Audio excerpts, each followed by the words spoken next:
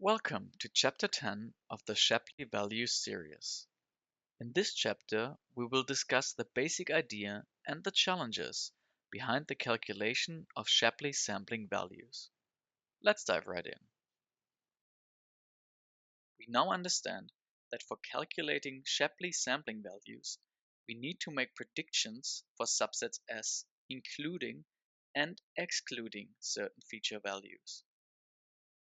In our example with 4 feature values, we might want to calculate the impact of the price of 100 euros, that is, feature value I,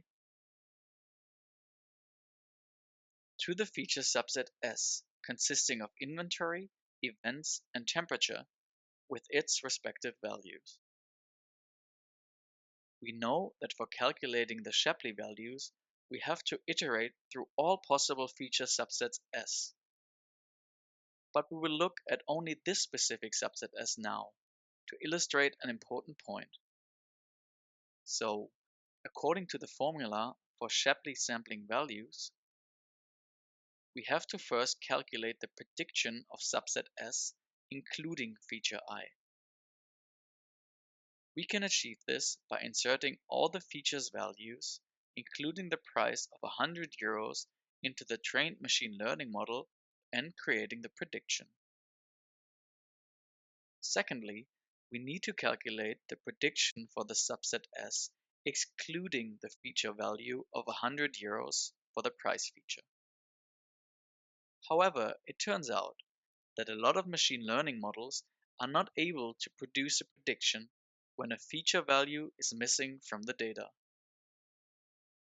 Does that mean Shapley sampling values can't be calculated after all? Don't worry, we can calculate them, but need to apply another approximation.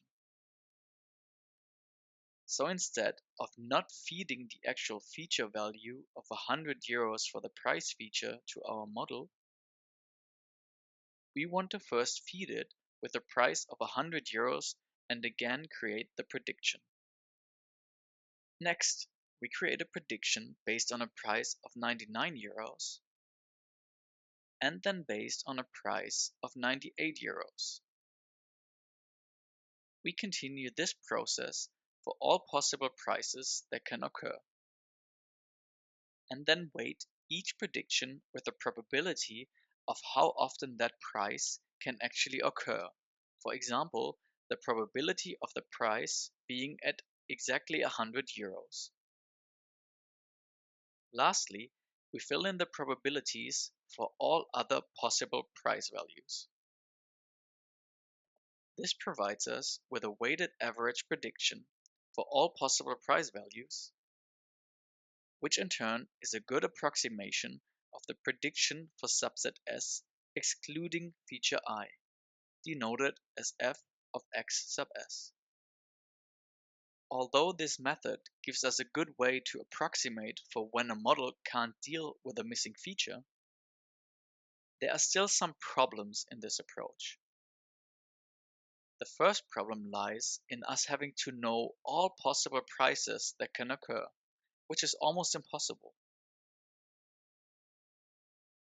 Secondly, we need to know the probability of how often these prices can occur, which is also almost impossible to know.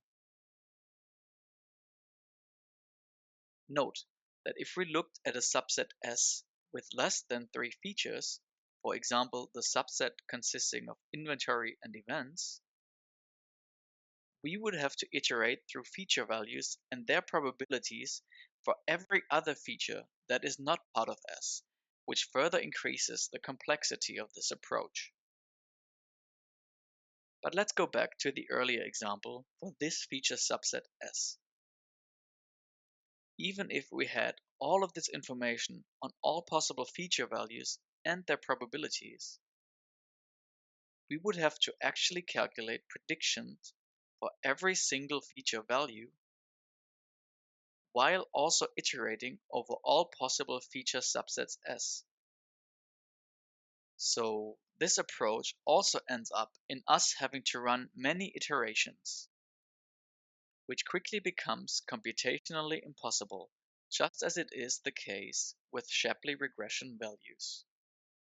Now, we have discussed the basic idea behind approximating the effect of missing feature values and understand the challenges with this approach.